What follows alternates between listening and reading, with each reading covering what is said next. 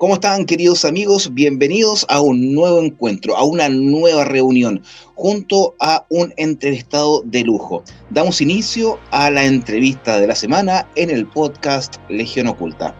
Y antes de comenzar, antes de poder ya sumergirnos en poder saber ciertas cosas que a todos ustedes les encanta, porque la ufología, el misterio, lo paranormal, siempre trae a colación aquellos recuerdos cuando éramos niños, cuando nuestros queridos viejos, que algunos ya han partido, nos contaban cosas tan interesantes. Me es imperante poder saludar y agradecer a cada uno de ustedes que nos está escuchando cada semana, ya sea en cualquiera de nuestras facetas, las noches de misterio y terror, los jueves de ufología y los demás programas, y la entrevista de la semana como es en esta ocasión. Así que yo le pido al señor director que amablemente pueda comenzar con la intro del programa, el podcast Legión Oculta.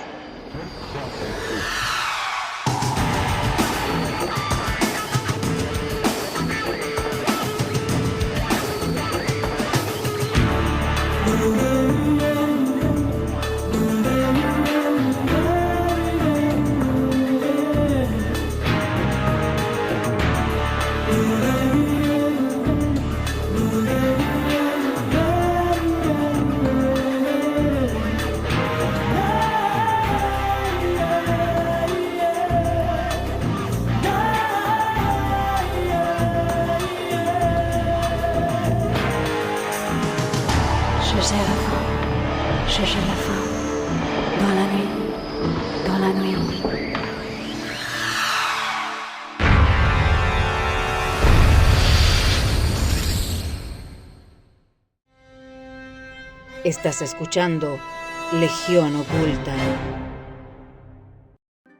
Después de esta tremenda y gran introducción, y haber agradecido a todos ustedes que siempre nos acompañen, dan like, puedan compartir en las plataformas que estamos disponibles, iVoox, Spotify, también en YouTube, y a veces por Facebook, pero a la vez también pueden llegar a las plataformas que ya mencioné. Quiero traer en esta ocasión, ¿cómo lo puedo decir? De una manera no tan amplia. Amplia me refiero a la temática que vamos a tratar, porque la ufología es uno de los ámbitos más queridos por todos nosotros, ya seas creyente, negacionista o escéptico por mi parte. Y en esta oportunidad estamos en una conversación como si estuviésemos alrededor de una fogata para poder descubrir aquellos secretos, los inicios, pensamientos, posturas y a la vez también publicaciones, y también hay que hacer mención de los trabajos que trae nuestro querido amigo, el señor Diego Zúñiga, que nos acompaña desde muy lejano. Diego, ¿cómo estás? Primero que nada, agradecido tu aceptación a venir acá a Legión Oculta, y comenzamos con esta tremenda conversación, como se podría decir, una conversación de fogata. Bienvenido, Diego, ¿cómo estás? Hola Mario, muchas gracias por la invitación, un gusto estar acá. No, el gusto es mío de que nos puedas acompañar, y yo creo que la gente también está expectante a poder saber algunas cosas, misterios que nos trae este mundo platillístico y a la vez también de humanoides que a veces nos traen buenas nuevas y algunas cosas que siempre es amor, lo cual es súper extraño. Pero no voy a ahondar más allá porque si no la gente va a decir ya comenzó con sus pensamientos y no es la idea. Bueno, para que ustedes sepan, tenemos a Diego Zúñiga que nos acompaña desde un lugar muy lejano, exactamente desde Europa, si es que no me equivoco. Quiero que me corrijas también esa parte. Estoy en Alemania, sí. Perfecto. Diego es parte fundamental de lo que es la formación y a la vez también divulgación de la ufología contemporánea en nuestro país. Estamos hablando desde, más claramente, desde los años 2000, pero ya antes había comenzado ya a poder navegar en este mundo tan extraño. Diego, una pregunta para ya poder comenzar. Vamos. Cuando tú vivías acá en Chile, ¿tú eres nacido y criado aquí en Chile o Sí, vienes...? Sí, totalmente chileno. Ah, perfecto, entonces ya podemos usar ciertos vocablos de Sí. antaño que yo creo que todos nosotros vamos a sorprendernos.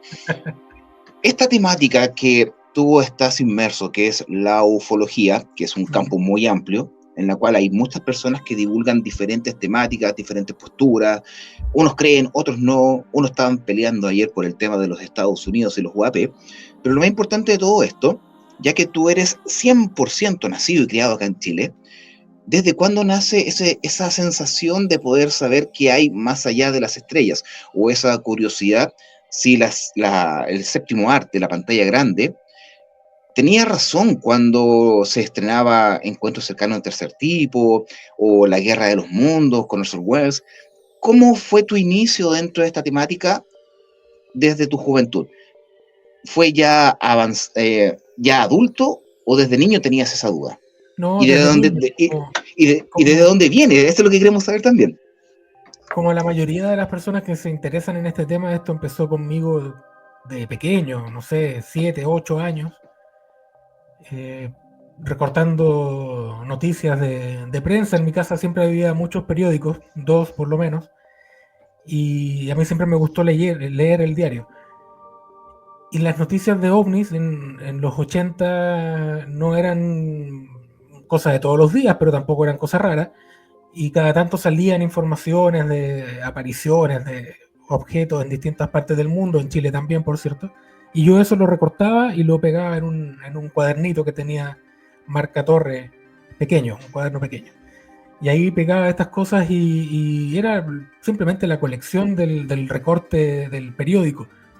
Esos 7 u 8 años, y después como a los 10 años recuerdo que estando en el centro de Santiago con mi mamá, vi en la vitrina de la librería Manantial, que está en la Plaza de Armas, un ejemplar del libro de John Keel, El enigma de las extrañas criaturas, que en la portada tiene una foto de un garadiábolo, que es una mantarraya a la que se le da una forma humanoide, digamos.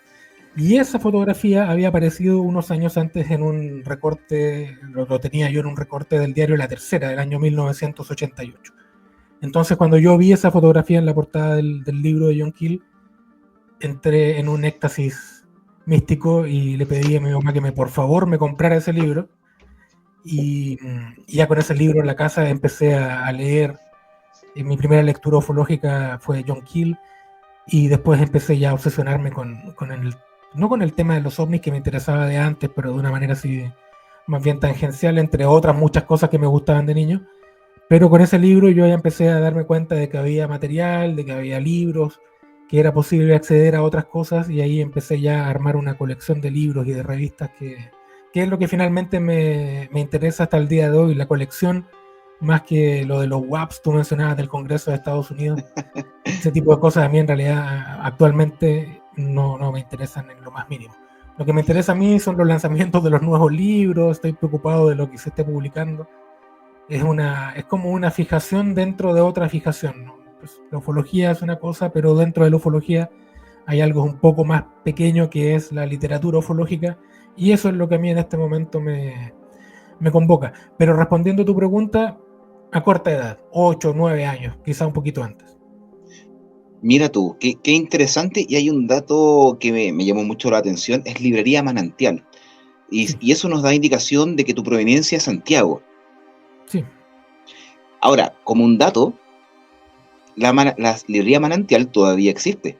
Está en Santiago Centro, en la Plaza de Armas, Sí. y todos los días paso frente a ella, cerca del Metro Plaza de Armas. Así que si cuando vengas acá a Chile puedes darte una vuelta y recordar aquellos tiempos de antaño cuando obtuviste ese libro, que a la vez también es súper importante poder tener lectura de John Keel, junto con Jacques Vallée, porque ellos son, entre comillas, los que postularon la famosa hipótesis paraufológica a nivel mundial.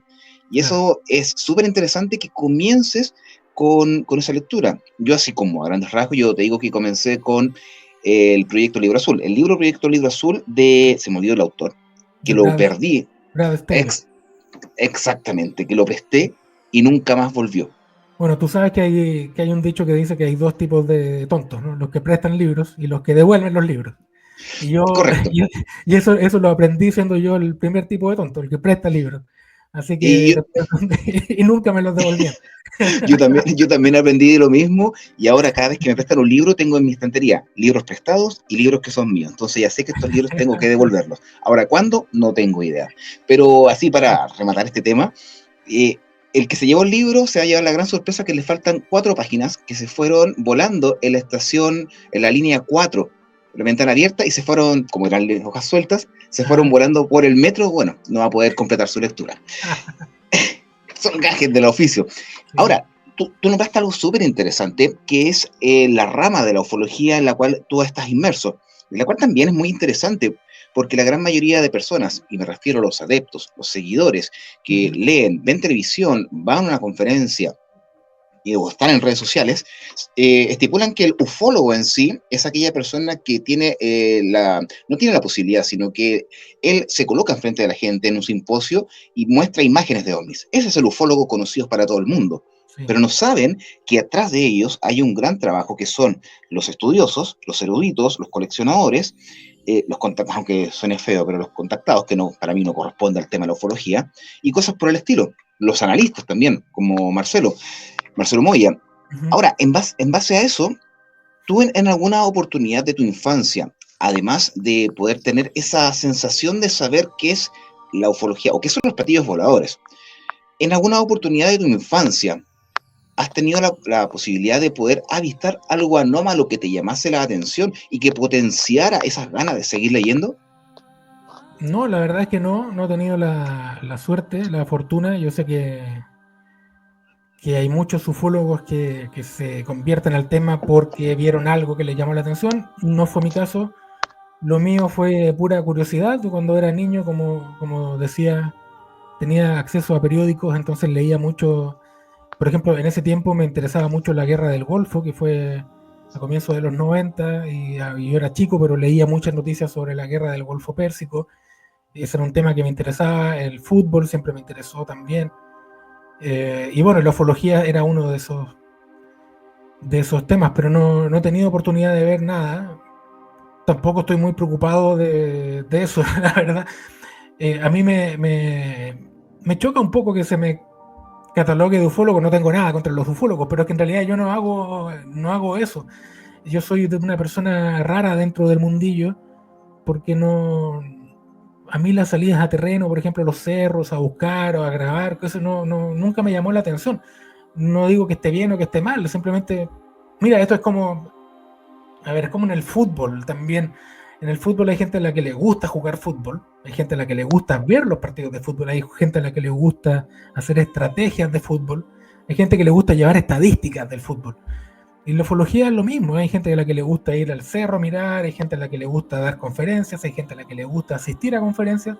Ya vemos otros que nos gusta estar en la biblioteca y ya, o sea, yo no me siento ni remotamente interesado por la casuística. O sea, está bien, si alguien ve algo y me lo cuenta, lo voy a escuchar con interés, pero no va a ser algo que me obsesione. Mis obsesiones van por otro lado, en realidad, y desde esa perspectiva difícilmente alguien podría calificarme de ufólogo. No me siento cómodo con el calificativo, en realidad.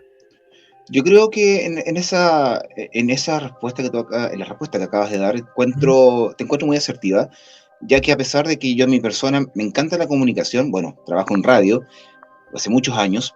Es mi pasión, siempre lo ha sido desde pequeño. Yo grababa cassette en un mini componente Sony para ver cómo, imitando a Pablo Aguilera en Radio Pudahuel, pero a la vez también el tema de la ufología llama mucho la atención, crea una situación de incertidumbre en base a quienes siguen esta temática, y ver el nicho en el cual tú te has aferrado, que quizás para muchos, porque la gran mayoría de los seguidores son los que quieren ver fotografías, videos y simposios. Claro, sí. Pero es interesante, y además también pasaríamos a formar parte como una pequeña resistencia en la cual se potencia el conocimiento, porque sin conocimiento no tienes posibilidad de dar una explicación, ni mucho menos una respuesta coherente ante cualquier tipo de fenómeno. Pasó con lo de Starlink, que todos creían que eran ovnis y eran satélites. Y así sucesivamente nosotros comenzamos a dilucidar.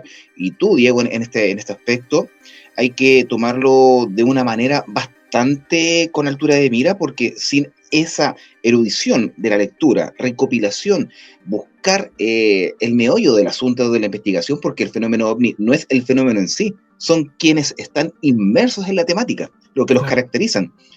Y dentro de todo eso, de lo que hemos hablado de la recopilación, estudio y a la vez también programas que vamos a ver más adelante, también tengo entendido que con el avanzar del tiempo, comenzaste a sumergirte en el mundo escéptico, que no quiere decir que niegue, porque la gente también tiene un malentendido que escéptico es negacionista. No, está el que acepta, o el creyente, el negacionista, y al medio el escéptico, en el cual no niega ni afirma una posibilidad en base a lo que pueda recibir para entregar una resolución. Y de ahí nace no un movimiento, porque yo lo encuentro como un movimiento muy interesante, que es el nacimiento de la revista La Nave de los Locos, la Sí. cual a mucho orgullo puedo decir que las tengo todas ellas impresas, Ah, fotocopiadas, pero las tengo. Y después de 36 números de revista y un número 37 lanzado en un libro, sí. junto a Sergio, un gran amigo, hicieron una tarea titánica, que es poder plantear la crítica ufológica. ¿Qué motivó para que tú pudieses sumergirte y crear La Nave de los Locos y generar tanta polémica a quienes adoran y creen en los ovnis, y a la vez también quienes participaron contigo y qué temáticas pudieron tratar? No sé si nos puedes contar un poco del nacimiento de La Nave de los Locos, cómo fue, cómo se comportó a través del tiempo. Claro, habría que ir un poquito más a la prehistoria de la revista. La revista empieza el año 2000, en abril del 2000, pero hay unos 3 años antes, yo creo que empieza un poco el giro en mi forma de ver el tema. Cuando yo iba en el colegio, yo estudiaba en el centro de Santiago, y de ahí tenía acceso cerca de San Diego, entonces yo iba a las librerías de San Diego a buscar material, a buscar cosas. Había muchas revistas, Reporte OVNI, por ejemplo, que sacaba la editorial mexicana Mina, que era una revista sensacionalista, tenía una historia extravagante. Yo leía también el Semanario de lo Insólito y me mataba de la risa con esas cosas. Y yo estaba en una búsqueda permanente de información, porque, como decías tú, a mí me gustaba ver fotos de ovnis, me gustaba leer las historias de humanoides, me gustaban los casos. Y la editorial Mina, esta que menciono, que sacaba la revista Reporte OVNI, después la revista Contacto OVNI, sacó unos libros, y entre esos libros apareció uno del investigador mexicano Luis Ruiz Nogués, que se llama 100 fotos de extraterrestres. Era la promesa perfecta, ¿no? Un libro, que era lo que yo quería, con fotos de extraterrestres. Qué maravilla. Lo compré. Por supuesto, yo no sabía que Ruiz Nogués era escéptico, y empecé a leer el libro.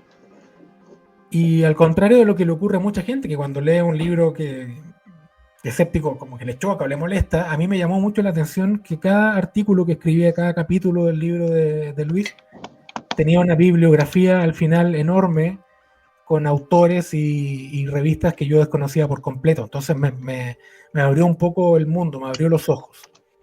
Y empecé a entender que todos esos casos que a uno le dicen, oh, este es un humanoide, no sé qué, yo no creía que había algo, en realidad todos tenían explicación, y eran explicaciones plausibles, no eran cosas tiradas de las mechas, ni mucho menos, eran cosas que en realidad tú decías, sí, en realidad tiene razón este hombre.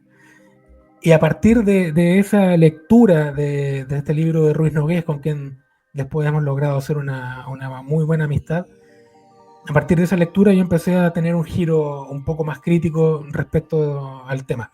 Y en el año 2000, el año 99, conocí a Sergio por circunstancias que he contado en otras ocasiones y que no tengo ningún problema en repetir. El ufólogo Cristian Rifo, que es conocido, mucho más conocido, me plagió un artículo, me lo copió de una página web que yo tenía y lo publicó en un libro como suyo.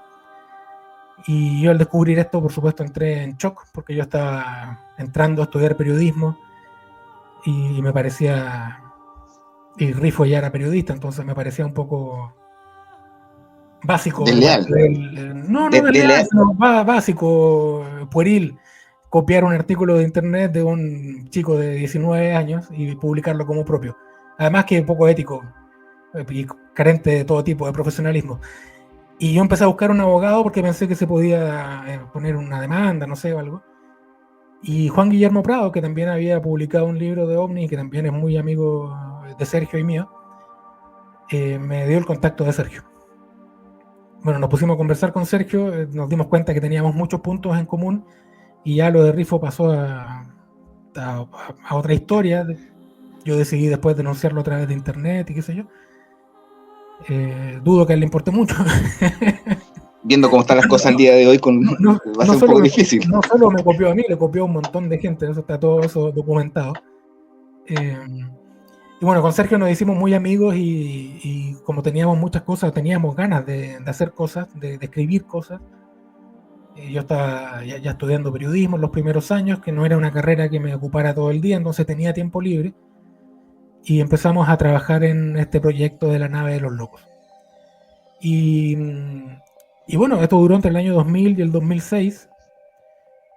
Fueron 36 números, el 37 lo sacamos el 2010 porque pretendimos regresar, pero después nos dimos cuenta de que no había tiempo. Ya cuando uno empieza a trabajar, el tiempo se reduce mucho. Cuando yo estaba en la universidad, claro, tenía mucho tiempo. Pero ya trabajando se me hacía muy difícil hacer, yo era el que hacía la maqueta y el que editaba la revista, entonces se hizo muy difícil, sobre todo los últimos números, digamos a partir del número 25, por ejemplo, así, ya era muy difícil sacar los números. No porque nos faltara material, sino porque faltaba tiempo. Y la revista empezó a convertirse en una carga y llegó un momento en que ya no le podíamos dedicar todo el cariño que requería y con Sergio decidimos ya darle un cierre. No nos recibieron bien, por supuesto, muchas veces se nos ninguneó y se nos despreció. Nosotros queríamos escribir y ya. O sea, si a alguien le gustaba, perfecto, si no le gustaba, perfecto también. Hay muchas cosas que escribimos en ese tiempo de las que con Sergio nos arrepentimos, por cierto.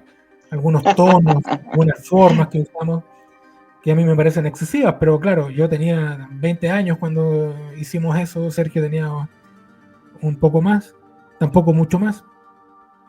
Podemos excusarnos en que éramos muy jóvenes y estábamos con ese ímpetu casi adolescente. Pero lo pasamos muy bien, yo aprendí mucho ahí con la nave a editar, a dirigir, a coordinar una revista que requiere trabajo, hay que contactar gente, hay que convencerlos, todo era por la buena onda, nosotros siempre perdimos plata con la revista, la vendíamos muy barata, fue todo muy absurdo, y si hubiéramos tenido un contador nos habría cortado el cogote, porque todo lo hacíamos mal en términos financieros, en términos comerciales, nunca. Administrativo. No, era horrible, eso era un despelote total. O sea, lo que a nosotros nos importaba era tener la revista impresa, cuánto costara hacerlo, daba un poco lo mismo. Incluso vendíamos suscripciones al extranjero y no sé, cobrábamos, voy a inventar, pero cobrábamos 1.000 y nos costaba 3.000 mandar la revista, era una tontera. Lo hicimos todo mal en ese sentido, pero la revista creo que salió bien, colaboró mucha gente, nos permitió conocer a gente de otros países también muy, muy valiosa, muy reconocida en el mundo de la ufología, así que fue una bonita experiencia. Es uno de los grandes logros de mi carrera inicial como profesional. Así que está muy bien, yo la quiero mucho a la nave de los locos. Mira, de mi parte tienes que quererla mucho, porque cuando tú creas algo, es como un hijo. Lo cuidas, lo crías, va creciendo, hasta que ya adulto se tiene que ir, como lo que pasa con la finalización de la revista. Pero a la vez también tienes que tener en consideración, yo como un usuario, yo tampoco me considero ufólogo, yo creo que encuentro mucho razón lo que tú dices, es como una palabra para mí que no tiene importancia, prefiero ser investigador y divulgador, yo creo que es la palabra más factible para este caso. La revista La Nave de los Locos, yo te lo digo como usuario, es un pilar fundamental dentro de lo que es la investigación de este tipo de fenómenos, a pesar de que se considere verdad o no el mundo de la ufología. Pero ese pilar fundamental, lo reitero nuevamente, porque el conocimiento que trae consigo, con grandes exponentes, grandes artículos, a pesar de que la gente lo pueda haber recibido de mala forma, hay un dicho muy interesante que me lo dijo mi papá antes de morir, que fue cuando ya comencé a escribir: si los perros ladras, es porque vas pasando, y eso significa que notas tu presencia, y eso es súper importante. Suena feo decirlo, suena fuerte, quizás alguno lo va a malinterpretar, pero es la forma en la cual se puede estipular que el trabajo está siendo realizado de buena forma, está teniendo éxito, está teniendo una buena aceptación, y eso es súper importante, y como lector se extraña tener un número de la revista, pero también entiendo que el tiempo es algo que no se devuelve, es súper caro y a la vez también escaso. Entonces, está bien que haya cumplido un ciclo, se extraña claramente, pero ver la participación de muchas personas connotadas dentro de esta temática y a la vez también artículos que llaman mucho la atención, que son fundamentales para un investigador, créeme que es algo que si en algún futuro lejano o muy cercano se volviera a repetir, debería ser la nave de los locos volver, pero así con todo. Bueno, todo va a depender del tiempo, todo va a depender, las ganas están, pero lo que es aspecto económico, también te entiendo. Poder llevar una administración de ventas de un artículo tan valioso y a la vez también tan mal agradecida por parte de los usuarios, créeme que te entiendo. Pero es un gran aporte y es súper importante que nos hayas contado ese camino que tú hiciste junto a Sergio, que nació de algo totalmente distinto y a la vez pasó a formar parte de otra cosa, que también es parte fundamental de la investigación del mundo platilístico, así que yo lo encuentro súper bueno. Aparte que tú eres escritor en base a la revista, también escritor de libros, por lo menos yo leí tu tesis en Noticias de Marte, si es que no me equivoco, Sí. Muy buena. Lo encontré muy interesante. También hay otro que no lo voy a nombrar, pero me imagino cuál debe ser. No voy a decir el nombre, pero a la vez también yo quiero saber, por lo menos de tu parte, como Diego, ¿cuál es tu opinión en base a la ufología, tanto moderna como contemporánea, aquí en nuestro país? ¿Tú crees que se ha creado un camino recto y nivelado hacia conseguir información real, veraz, o se ha retroinvolucionado, o sea, se ha involucionado en la ufología chilena en base a la de otros países? Me resulta un poco difícil opinar sobre eso porque yo estoy o sea, de verdad estoy muy lejos, no solo físicamente, no solo geográficamente, sino también de interés. O sea, yo ni siquiera sigo grupos ufológicos en redes sociales, no sé lo que hacen. Hagámoslo mejor, hagámoslo de otra forma. La misma pregunta, pero aperturemos y miremoslo de un poco más macro. La ufología a nivel mundial, tanto escritura como divulgación, ¿tú crees que se ha creado mayores respuestas? ¿Ha tenido una evolución o una involución? En manera general. A ver, a mí me interesa, como decía, los libros, pero también me interesa mucho la historia de la ufología. La historia desde los primeros años, desde el año 47 en adelante, eso yo lo traté en el libro Noticias de Marte, de manera superficial, diría yo, porque en realidad el objetivo de ese libro, que era la tesis para titularme, era otro.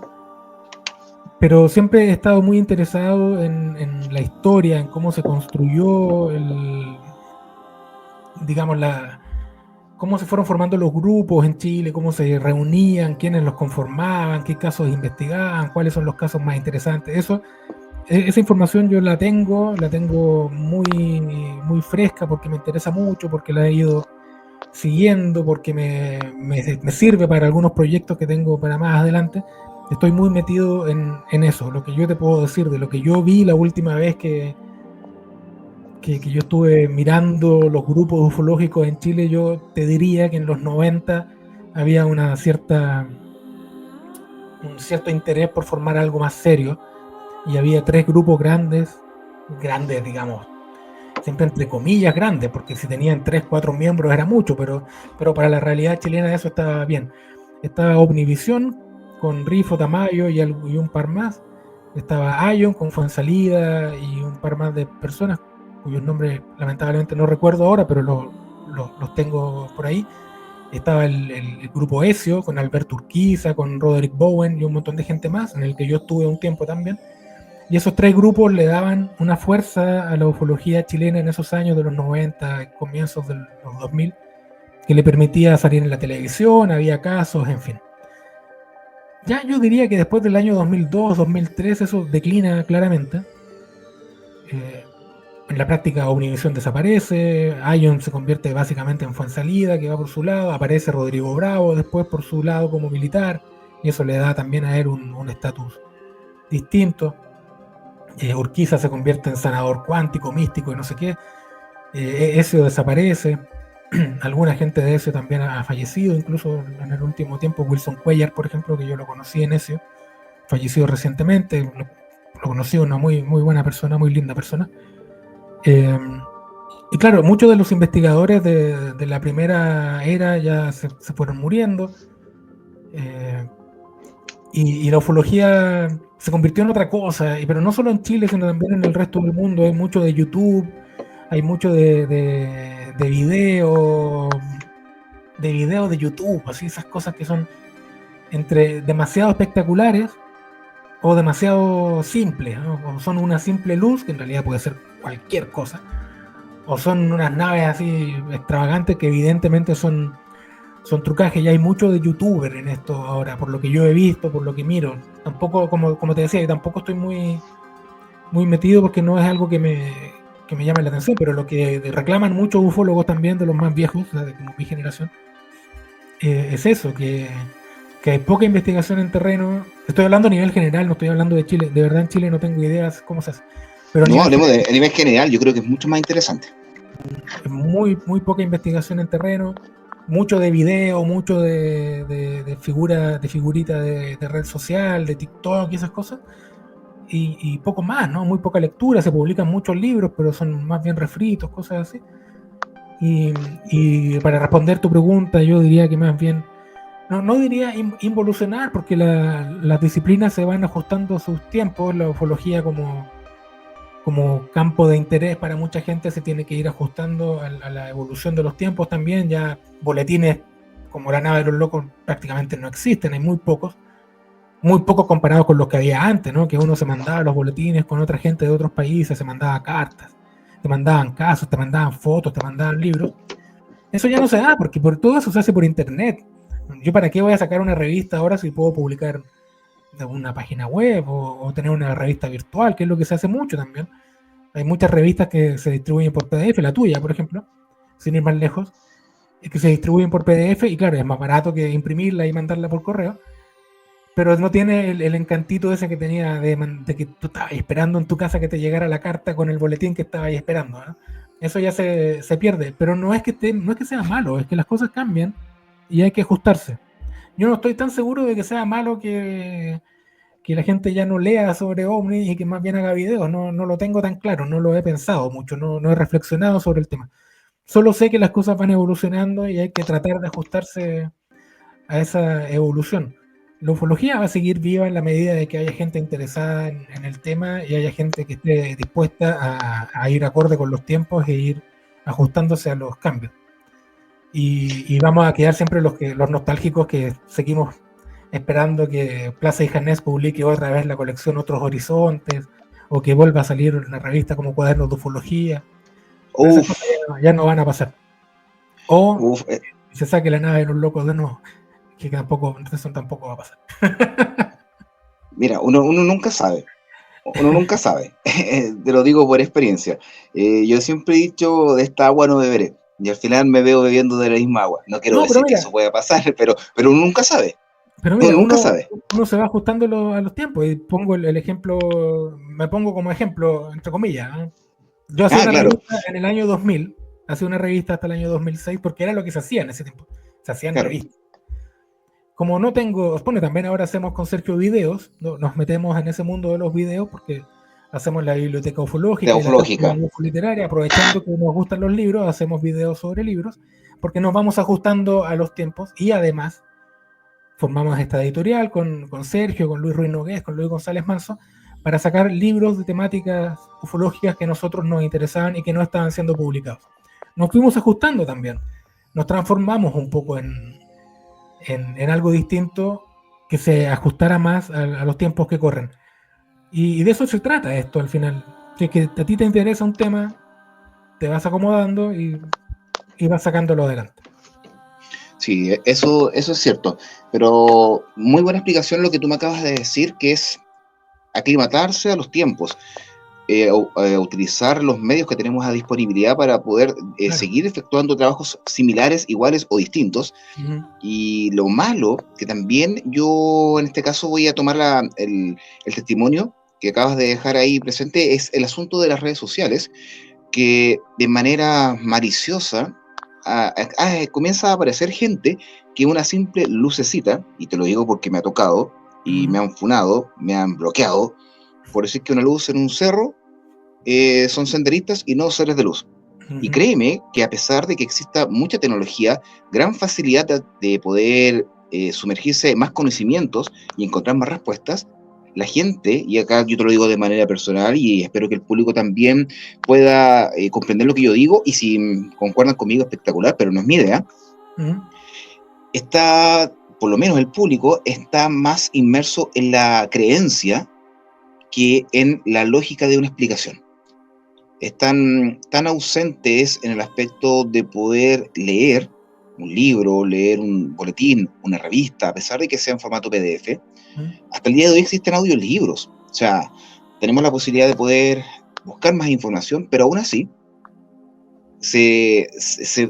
¿cómo se puede decir? Como un barco se atraca al puerto, se adjuntan a una persona creada en TikTok o en YouTube, en la cual solamente te hace mención que existen seres intraterrenos, que son reptilianos, que la reina Isabel era reptiliana, y yo lo he visto por eso, o que los senderistas son seres de luz, o que ciertos avistamientos ovnis son porque se va a acabar el mundo y tenemos que adjuntarnos a. Entonces, igual es fome el aspecto de la tecnología que se mal utilice.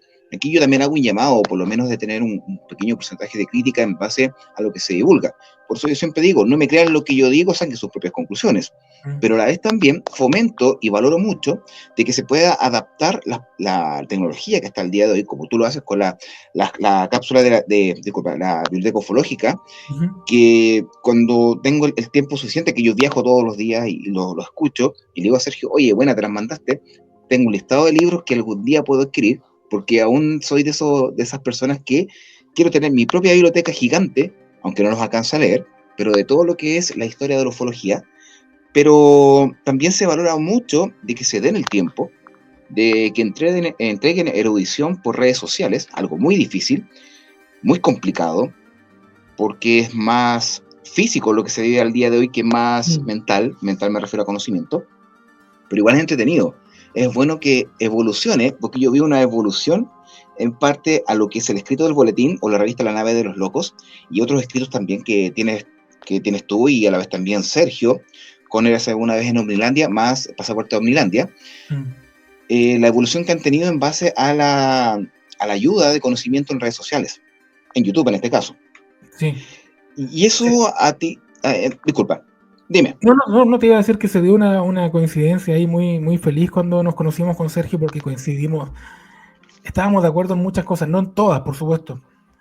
Él es de Colo-Colo, por ejemplo, yo con eso no puedo estar de acuerdo. Qué Pero buenos gustos, qué buenos gustos. no, yo ahí estoy frito porque me gusta Cobreloa, o sea, yo estoy ya, pero completamente, estoy en otra división, de hecho. Pero oye, la pasión del fútbol se vive, Sí, a pesar de que esté en segunda o en primera, la pasión está, así que ahí yo te apoyo 100%.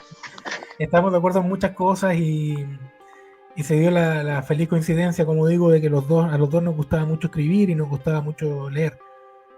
Yo estudié periodismo por lo mismo, porque me gustaba mucho escribir y me dedico a eso todos los días. Estoy todos los días escribiendo, no sobre ovnis, naturalmente. Mi trabajo me lleva a muchos otros temas.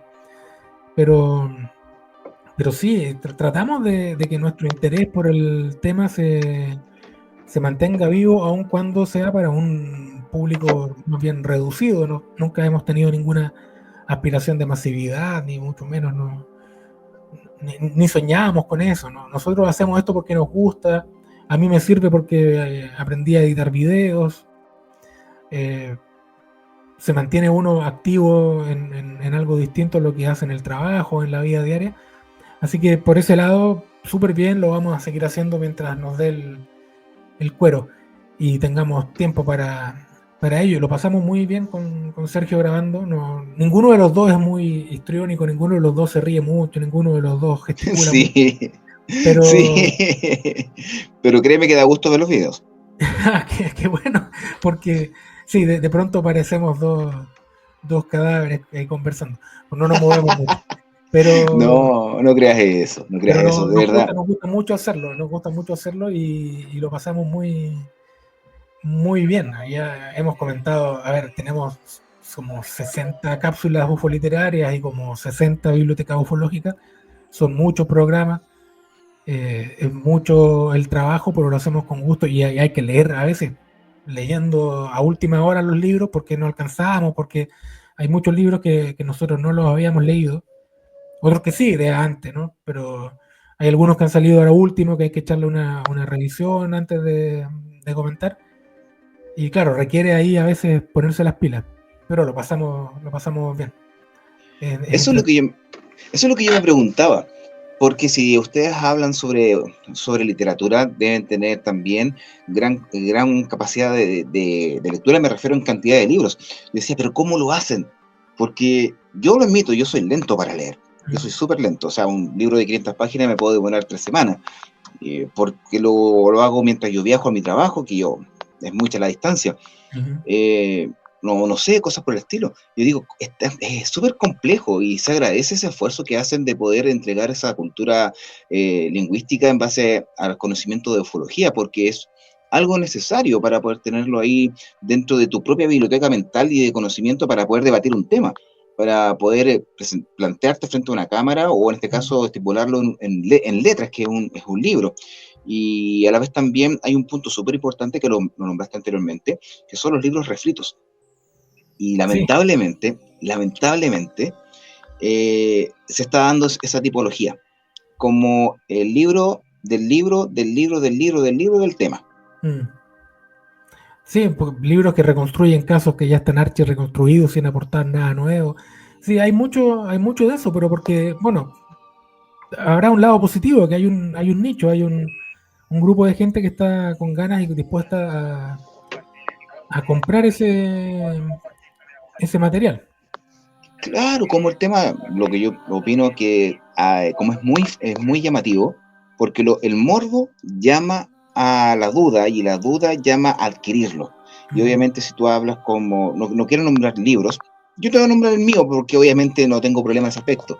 mm, No solo de Valdés viva la ufología, que fue el segundo libro que yo lancé, sí. pero a la vez también se toma esa temática para poder una y otra y otra y otra para quizás no dar pérdida a un nicho que está entregando muy buenos frutos. Yo creo que por ahí también va el asunto de poder utilizar el material y colocarlo nuevamente al sartén y que dé nuevamente más grasa, como lo hacíamos en el campo cuando sacábamos chicharrones. Claro. Y es fome, o sea, de mi punto de vista, un planteamiento o pensamiento de persona, que me está pasando con un libro que estoy leyendo de historia ahora, Ujú, que va más allá, se impone el pensamiento ideológico personal en vez de plantear una hipótesis en base al cuestionamiento del tema. mm, Los libros en este caso como se está yéndose más a un tema ideológico personal que ideológico ufológico. Entonces, es el trabajo con la biblioteca ufológica que ustedes hacen es poder entregar un spoiler de lo que contiene la literatura mm, y dan ganas de adquirirlo, de verdad, porque yo cuando era pequeño estaba en el lado oscuro, año 2000 más o menos, ajá. lado oscuro, o sea, ya no voy a decir cuándo mejor, ya todos saben también, pero no tenía la posibilidad de adquirir libros porque tenía la crema de la crema ahí mismo para preguntar sobre el fenómeno y a pesar así no me lo daban a conocer, pero con el tiempo dije, no, yo quiero mi propia biblioteca, no quiero más fotocopias. Y cuesta. Entonces su trabajo de poder leer libros, de poder interiorizarse la temática y Ujú, expresarlo y a la vez también divulgarlo de buena forma, créeme que es un trabajo muy valorable entre tú y Sergio. A Sergio yo lo conozco bien. Me muero de la risa porque a pesar que ustedes dicen que parecen cadáveres en pantalla, ujú. si tú hablas con Sergio, tiene un sentido del humor tan extraño que yo lo veo, está tan serio y te lanza tremendas bromas. Yo, ¿qué onda? ¿Qué le pasa a Sergio? Entonces, yo los veo en pantalla y yo digo, estoy esperando. la talla, pero al final es más erudición, lo cual está súper bien. Muy bueno el trabajo que ustedes hacen, Diego, te Muchas felicito.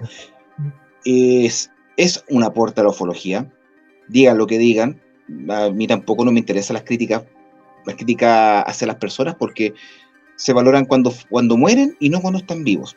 Igual está súper errado. Y cuando están vivos se dedica a darle con todo. Ahora, en el ámbito de escritura, hablemos de Coliseo Sentosa, cosa que ya se ha hablado mucho, tú lo has dado a conocer en entrevistas. Más que la creación de Coliseo Sentosa o el trabajo que ustedes hacen con bastantes obras, tanto nacionales como internacionales, acá en Chile, ¿cómo fue para ti iniciar el tema de la edición? De poder traer la idea de la persona, plantearlo en papel, cuadrarlo, gramática, sintaxis y todas esas cosas. ¿Cuál fue tu primer trabajo que editaste? ¿Como Coliseo Sentosa o antes de Coliseo Sentosa? Bueno, la nave de los locos primero, después así como libro de Coliseo Sentosa fue Noticias de Marte, el primero, que era un libro mío, entonces inventé esta editorial para publicar mi libro, porque en realidad no me lo iba a publicar nadie, tampoco me iba a poner a buscar un editor, no me daba ni el tiempo ni las ganas. Y a mí siempre me ha gustado, como me gustan los libros, siempre me ha gustado la edición. Por mi trabajo yo edito también noticias, edité durante mucho tiempo también en el diario Las Últimas Noticias, en política, donde era periodista y subeditor, tengo todo encargado de edición. Y acá en el trabajo donde estoy ahora también lo mismo, mucha edición de texto. Y siempre me ha gustado y un libro te permite no solo hacer la maqueta y hacer la corrección de estilo y todo eso, sino también echar a volar la imaginación cuando hay que hacer la portada. Yo no soy un profesional del diseño, ni mucho se nota con las portadas de los libros, pero permite jugar un poco y eso me gusta mucho, porque el libro en sí mismo es un mundo donde todo lo que hay que hacer a mí me fascina, desde hacer la maqueta, desde que las sangrías estén donde corresponden, poner Correcto. los acentos en el lugar que corresponda, las cursivas, las negritas, todo eso. Claro, es un trabajo que para mucha gente, a la mayoría le sonará una lata terrible, a mí eso me fascina. Y con Noticias de Marte descubrí que ahí había una beta no para ganar plata, que no se gana plata con eso, pero sí para hacer cosas que aportaran algo. Salió Noticias de Marte, después salió Encuentros con Extraterrestres en Chile, después Pasaporte a Unilandia, lo reeditamos, después un par de libros de Ruiz Nogués, y así poco a poco se empezó a acercar gente que me decía, oye, yo tengo un libro, publiquémoslo, como pasó con Matías Morey, por ejemplo, el investigador español fallecido hace 2 años. Él se acercó a mí, nosotros nos conocíamos de antes, tenía un libro, publiquémoslo, claro. Yo trato de que sea material inédito, ojalá algunas traducciones, hemos hecho traducciones también del portugués, del inglés, y ahora estoy haciendo una del alemán. Vamos a publicar pronto un libro de Robert Schiffer también, de un escéptico estadounidense.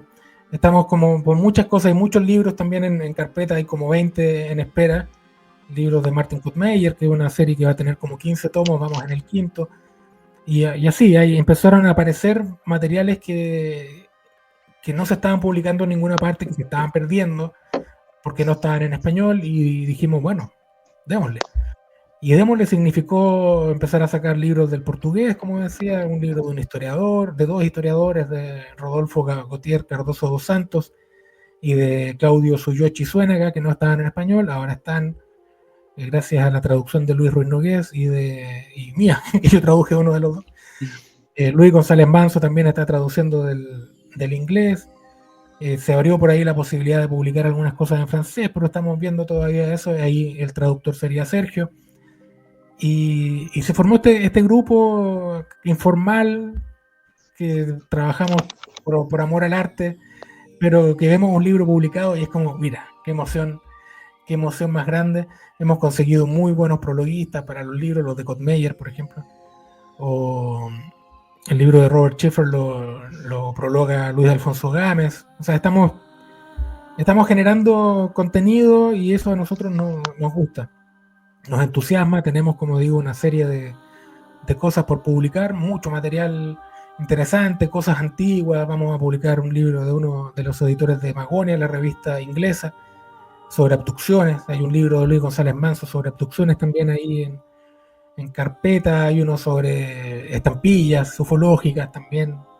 Hay muchas cosas y falta tiempo para trabajar. Todo esto yo lo hago en mi tiempo libre. Ruiz Nogués lo hace en su tiempo libre, Luis González Manso en su tiempo libre, Sergio en su tiempo libre. O sea, le quitamos tiempo al sueño generalmente para ir trabajando en esto, pero porque nos gusta. No me estoy quejando ni mucho menos, es muy entretenido. A mí esto de verdad me estimula y me entusiasma mucho tener la posibilidad de hacerlo, y esto sí lo hacemos con muchísimo cariño. A lo mejor el trabajo oficial lo hacemos profesionalmente, pero esto lo hacemos con cariño además. Le ponemos profesión y cariño. Lo Lo otro que pasa es que, claro, lo que pasa es que el resultado se nota el cariño que tienen ustedes. Yo veo la calidad de los libros que he tenido en mis manos muchas gracias. y yo te lo confieso en vivo. A mí no, hay una de las características que yo tengo que no miento, me carga, porque te puede traer problemas. Y en este caso, cuando alguien tiene un trabajo que se tiene que valorar, hay que hacerlo en el momento, no, o sea, va a sonar feo, pero en vida, cuando corresponde, porque es realmente así.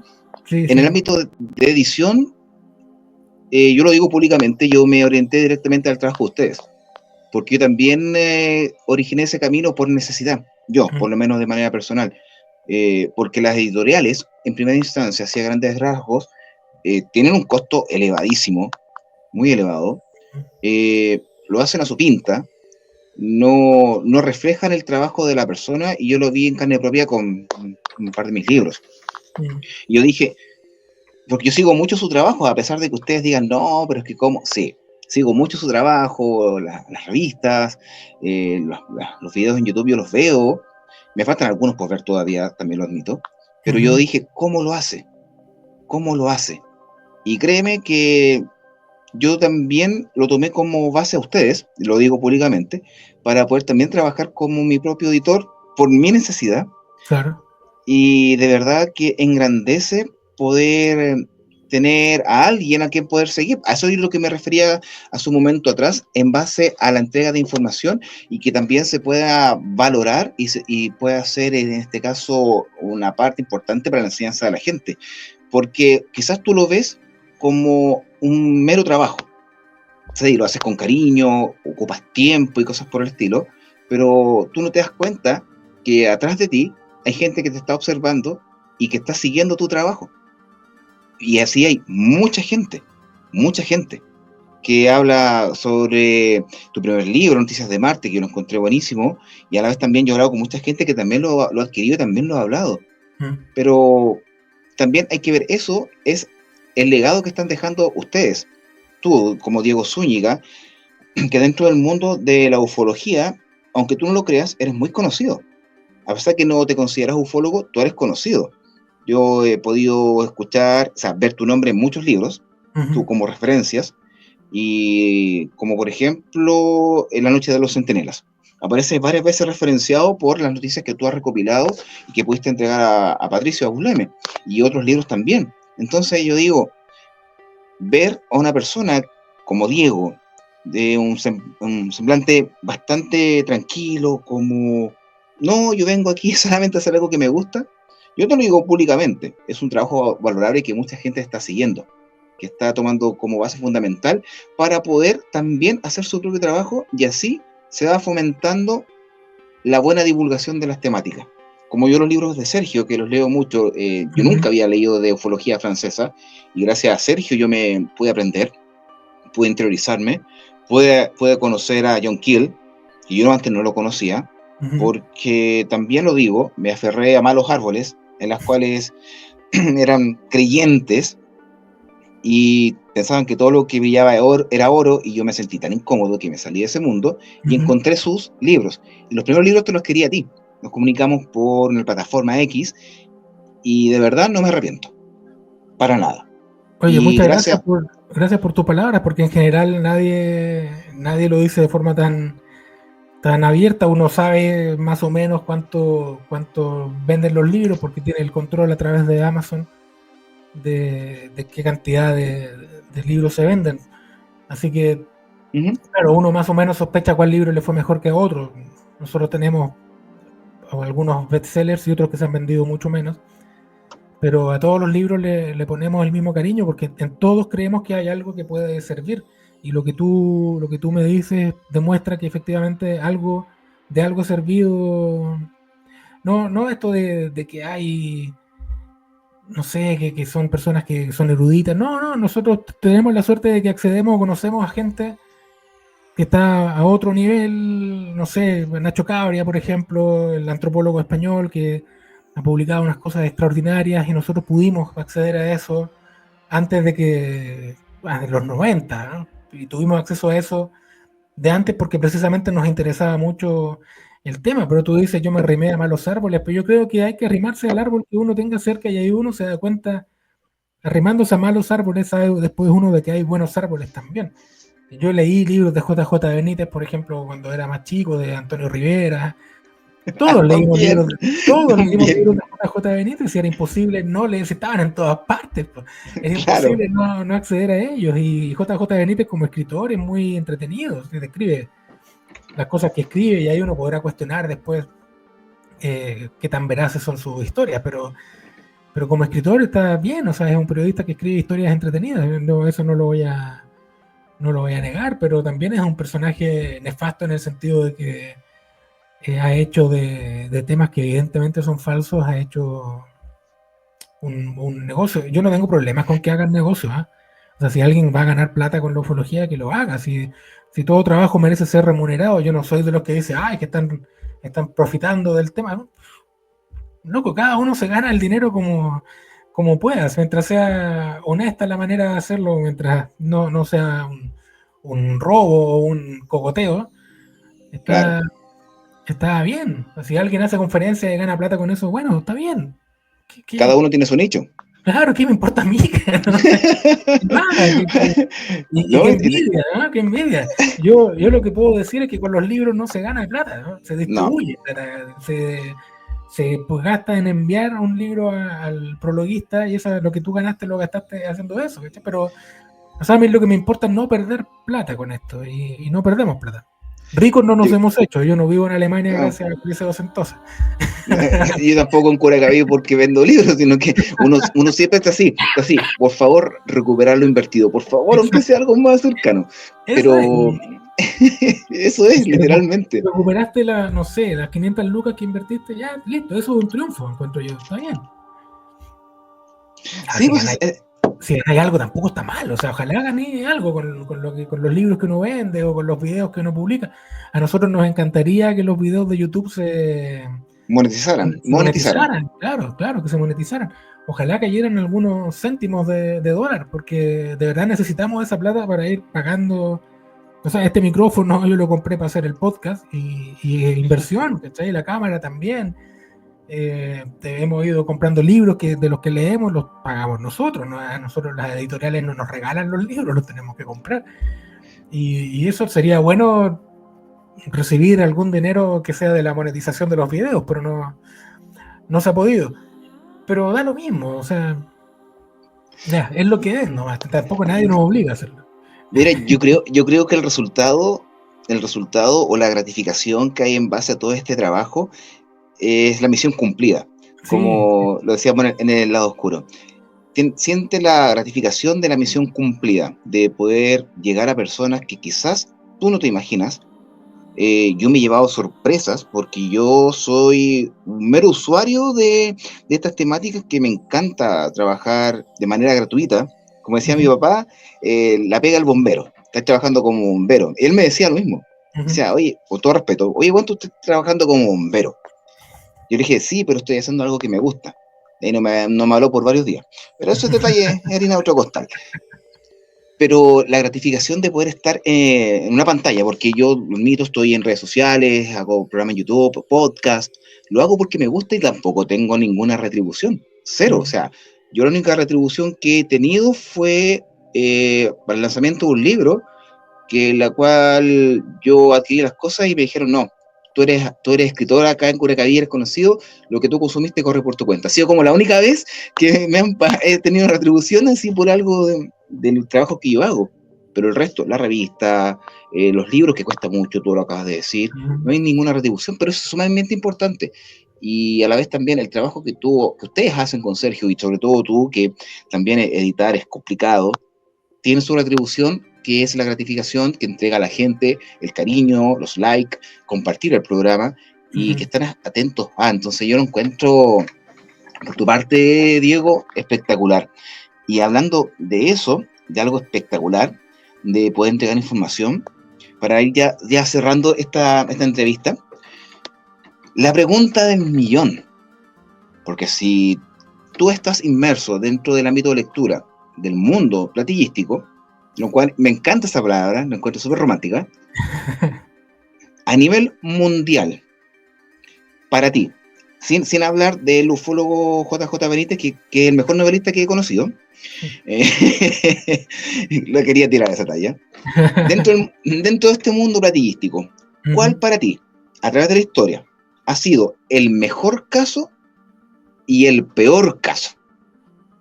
Ay, no, pero esas preguntas son muy difíciles. Ya, vamos a cambiar.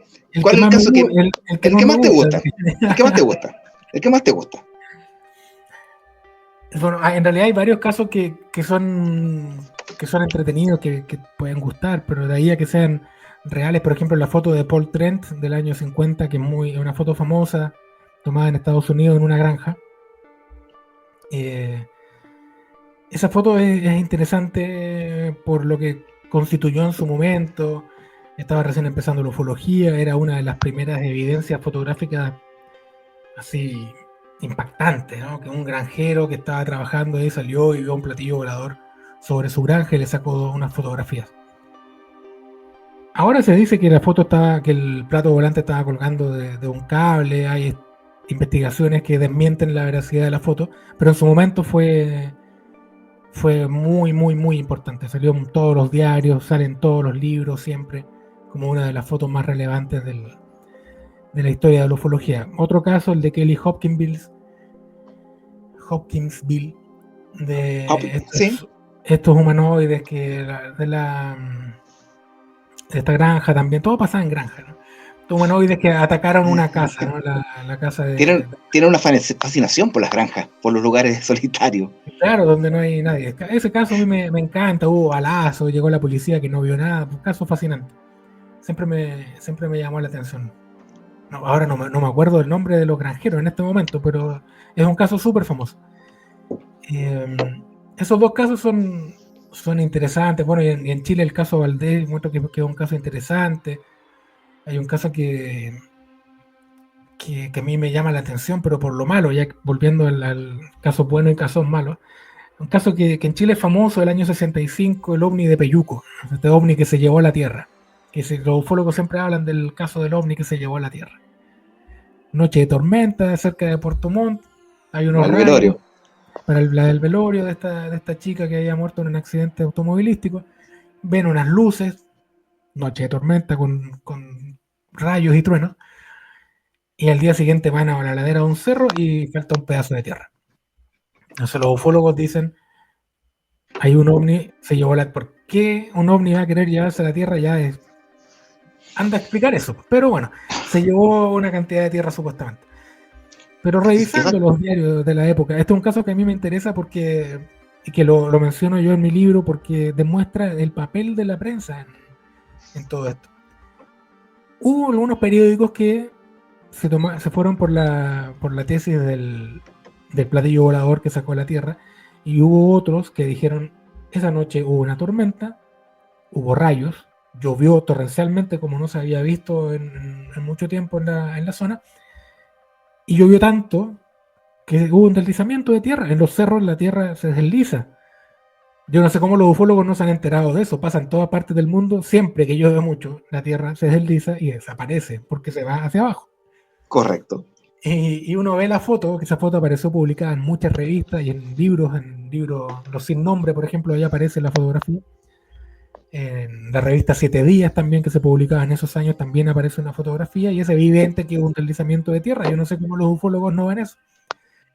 Ese caso que no es malo el caso en sí mismo porque te demuestra lo que supone la mitología ufológica, ¿no? Lo que genera la mitología ufológica. Pero el caso en sí mismo es nada, o sea, es un deslizamiento de tierra que los ufólogos dicen que hubo un ovni ahí que se llevó la tierra. Ese caso a mí me llama la atención y yo lo pondría entre los casos buenos, malos. No sé si existe esa categoría, la vamos a inventar ahora. Nunca se Inventémosla, deje. pero malo. El mejor es el caso bueno y malo, porque, claro, como tú bien dices, este tipo de anomalías meteorológicas se producen en varias partes del mundo y acá en Chile, en el sur del país, ¿para qué decir? Deslizamiento de tierra, hemos visto las noticias, entonces yo creo que la importancia se toma por la mediatez de tiempo, por ser algo de culto antiguo, porque todo lo antiguo se van a gloria. También se lo dije a mi papá y también se enojó. Pero en ese aspecto yo creo que va por ese asunto y encuentro muy buenos los casos que acaba de hacer mención y a la vez también el chileno acá que está bueno y malo, lo cual encontré muy buena esa connotación y lo vamos a tomar en consideración. Y créeme que es un tema que nosotros en el staff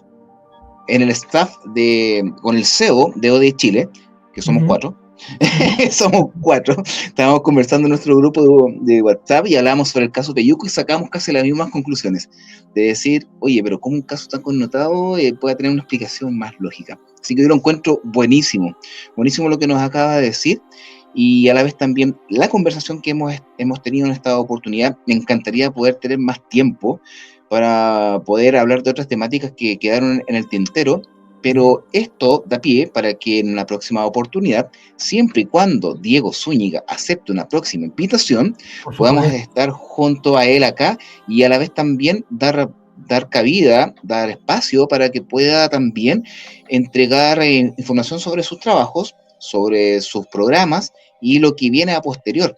Y de manera interna, no te voy a hacer la pregunta, yo voy a dejar la ilusión dentro de mi haber de investigación sobre un libro, pero eso en algún momento de la vida. Hazme la pregunta, si a mí me da igual. Solo una cosa antes, el caso Kelly Hopkinsville, la familia Sutton. Buena. Ahí me acordé del apellido. Famoso caso también, muy, muy publicado y republicado en libros y revistas ufológicas. Ya que tú has dado cabida a poder hacer esa pregunta, quizás ya la han hecho. Pregunten lo que sea. ¿Quién es Sebastián von Klein? Sebastián von Klein es el seudónimo de un investigador chileno-alemán. No se llama Sebastián von Klein, naturalmente. Claro. Que se acercó a mí cuando yo publiqué el libro Noticias de Marte. Como yo publiqué Noticias de Marte con esta editorial, en ese tiempo era inventada para ese libro en específico, Coliseo Siracusa. Este señor me escribió, es un señor que vive acá en Alemania, me escribió porque él tenía material recopilado durante, no sé, 20 años sobre casos de humanoides en Chile. Quería hacer un libro, mucho de ese material lo tenía escrito en alemán, le pidió a algunos amigos que lo tradujeran al español y me pidió que yo lo editara. Me pasó el material en bruto, digamos. No estaban todos los casos, faltaban casos. Faltaba material, faltaba información de algunas revistas. Yo me puse ahí en el trabajo de conseguir algunas de esas cosas contactando ufólogos chilenos que yo conocía. Pero el material bruto, digamos, un archivo de Word de 150 páginas lleno de... Eso había que armarlo. Como unas 45.000 palabras, casi 50. O sea, era mucho material, había muchas cosas que yo desconocía por completo, revistas que yo no tenía idea, que después pude conseguir también. Y eso yo lo edité, le di forma del libro, lo que fue bastante pesadillesco porque después de que se imprimió la primera edición, me llegó a mí la copia y yo empecé a revisar y estaba llena de errores. Claro, sí tuve que armarlo todo eso. Y ese libro... que surge del trabajo de recopilación de un señor, de un tipo bastante obsesivo, pero muy, muy amable. Ese libro se lo pasé a Ruiz Nogués para que él escribiera el prólogo, y eso fue porque Ruiz Nogués en español es uno de los que más sabe de casos de humanoides. Entonces se generó esta cosa ahí que a mí me sirvió mucho también porque me sirvió para practicar una edición que fue muy difícil. porque es un señor que escribe básicamente en otro idioma. Él escribe en español también, pero con ripios. Y ese fue un trabajo Ya. en el que yo metí mucho cariño y mucho talento, porque además eran casos que a mí me llamaban la atención. Sebastian von Kleist es un señor que no se llama Sebastian von Kleist, es un Me lo seudónimo imaginaba. que se inventó él, porque existe en Alemania un escritor muy famoso de hace montones de años que se llama Heinrich von Kleist, que escribió de hecho sobre un terremoto en Chile, y de ahí viene el apellido, y Sebastian no sé de dónde lo habrá sacado, pero sí, es un alemán que no tiene ningún interés en vincularse con nada. Él quería sacar su libro. De hecho, se dio, como han hecho otros autores también, Rodolfo Gautier Cardoso dos Santos también se dio los derechos a Coliseo Sentosa para que se generaran ingresos.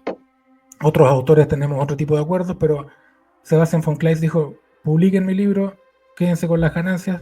Y ese ha sido uno de los libros más vendidos de la editorial, junto a los de Sergio y a los de Martin Kottmeyer. Fue un trabajo muy largo, muy acucioso, muy difícil, Sí. pero creo que quedó bastante bien para lo que yo te mostrara el original que recibí. Sí, Yo lo quiero. te Yo lo darías quiero. cuenta de que te darías Yo lo cuenta de quiero. que hubo mucho trabajo ahí, mucho que metí mucha mano, pero estuvo muy bien. El trabajo de compilación, que también es una manera de hacer ufología. Ojo, no se trata solo de ir a terreno, no se trata solo de leer libros. Compilar casos y tratar de sacar conclusiones de ellos es también, que es algo que hace mucho Vicente Juan Ballester Olmos, por ejemplo, hacer catálogos de casuística.